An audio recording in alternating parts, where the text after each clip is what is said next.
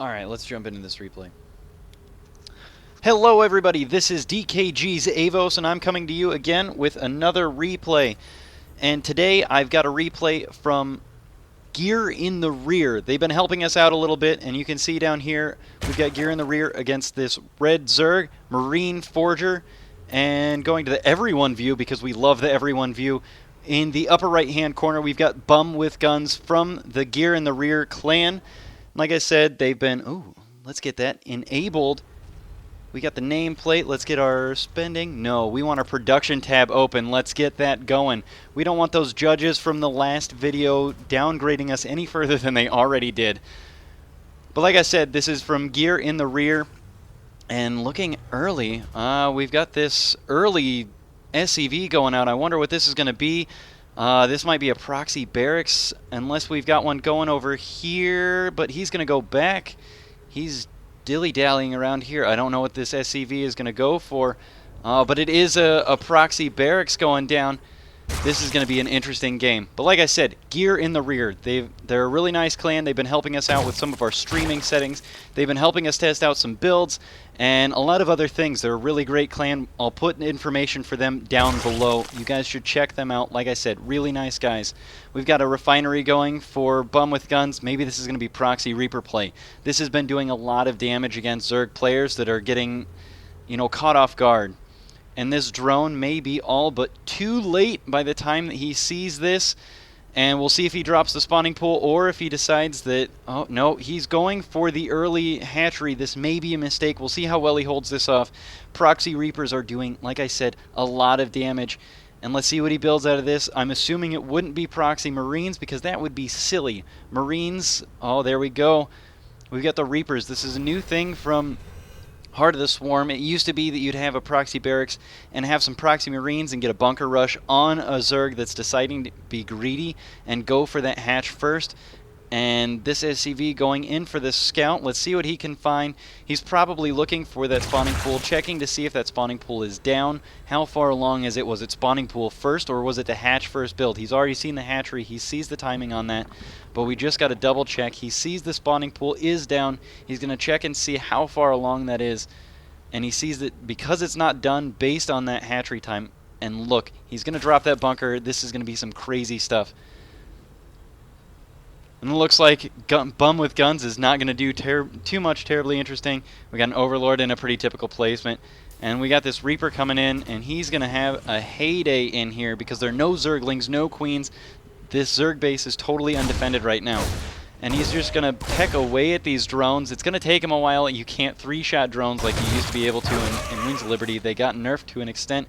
But with this speed boost and with their healing abilities, they've been basically upgraded. Zerglings take a few more shots, but Reaper backup is going to come in, and he's going to start healing after a little bit out of combat. He's just going to keep going in and out, and what it's going to be able to do is delay this Zerg player from going any higher tech. He's going to have to put a lot of minerals into more Queens and more Zerglings, and this is kind of funny to me because these Reapers aren't going to do that much damage to this hatchery. You can see that they're just pecking away at this. This is almost as embarrassing as watching a drone try and peck down a hatchery in a ZVZ. And it looks like he's got a command center building over here. It looks like he's going to try and expand. We'll see how well that goes for him. Oh, these Zerglings trying to engage on the creep because they don't have the speed yet. Staying on the creep is about their limitation. We've got a couple Queens here trying to defend, and he's not terribly worried here. This is not a terrible position for a Zerg player to be in. But with this many Zerglings, it's a lot of drones that aren't going to be built. Is he going to get that Queen? He wants that Queen so bad.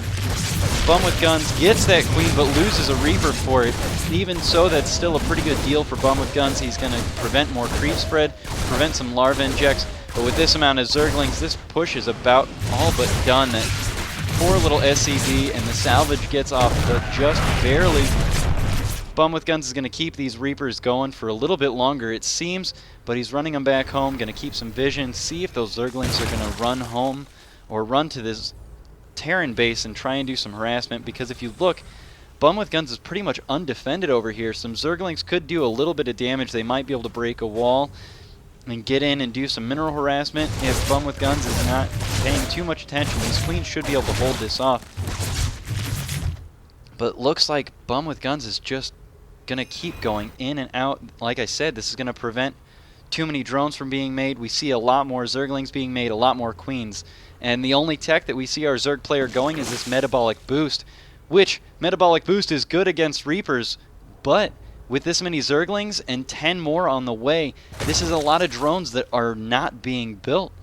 Our Terran player has a huge macro advantage right now and can keep holding it if he can keep the Zerg player building Zerglings and now Banelings instead of building drones. And right now, let's see if our Zerg player has even scouted this. He's got the vision of the barracks. He sees where that was, but he hasn't been able to do anything about it. A nice transfuse there on the Queen. It would be terrible to lose another Queen to these Reapers, but that would be a great snag by BumwithGuns. And it looks like we've got Hellions coming out. This is a nice transition into mech. We've got the double factory going. And it looks like this orbital command is now going to move out, and we've got another expansion on the way, double expanding off of this harassment. And he sees these Lings that are moving out, and it looks like these Reapers are going to run right along home and try and defend as best as possible. But with these Hellions over here, he should be able to defend this fairly well with minimal losses. And you can tell that he thinks that he's going to be able to because he's keeping this command center landed. And it looks like if these Lings just run by, they should be able to get in. Oh no! And now the wall is complete, and these Hellions are going to all but hold this off. They should be able to hold this off extremely well. These Zerglings running into the meat grinder, but more Zerglings are flooding in. And he should be able to take out all these Hellions fairly well, getting this around. Bro, do you even lift with this command center? He's got this. Of course he lifts. He's Terran. Get it? We've got Hellions here to prevent the Zerglings from swarming in. And he's going to be able to take most of this out pretty well, especially with that blue flame. These Zerglings are pretty much all but done for. We got a bunch of Zerglings trying to stream in, but none of them are Banelings, so he can't even bust this down. Hellions are light units, so Banelings do bonus damage against them. And it looks like he might hide these over here to try and morph them in later, but it looks like he's going to focus a little bit. Now that he's seen these Hellions, he's going lair, and he's got the Roach Warren going. And we see even more Zerglings flooding. It looks like they're going to go after this barracks and try and take that out. That will prevent our GearintheRear player from building any more factories at this current point if he takes this barracks down. And you can see that Bum knows this, and he's going to take out these Zerglings before he can take them out, because you need that barracks in order to get more factories going. And if you're going a mech style play, which these two factories are pretty indicative of. Oh, we've got another Hellion harass going in here. We'll talk about that more later. They're going to sneak in behind this extractor. He thought he had that walled in pretty well with these Queens, and they're lining up these drones. These drones are all but dead. With this blue flame, it just takes out drones so fast. This is terrible to see happen to all your drones as a Zerg player. And those roaches are too little too late. All these drones are just melting right now. And let's check these units lost tab. You can see that Bum has killed 27 workers. And in the units lost, you can see that our Zerg players lost a decent amount, and he's evening it out with killing all those Hellions. But the losses are huge with all those drones, and with this macro hatch, he should be able to continue producing drones, but he's pretty far behind at this point. And it looks like we're lifting this orbital from another Zergling run-by, but he's going to be able to land it fairly reasonably, especially with tanks on the high ground. Tanks have become a lot more prevalent. A lot more. They were already prevalent, but they're now more dangerous from a Terran player because they don't have to research the siege tank upgrade.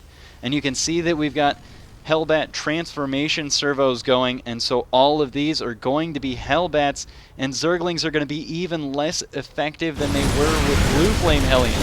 All these Zerglings going into the meat grinder once again. He gets one Hellion for his efforts, but unfortunately I don't feel that that's enough.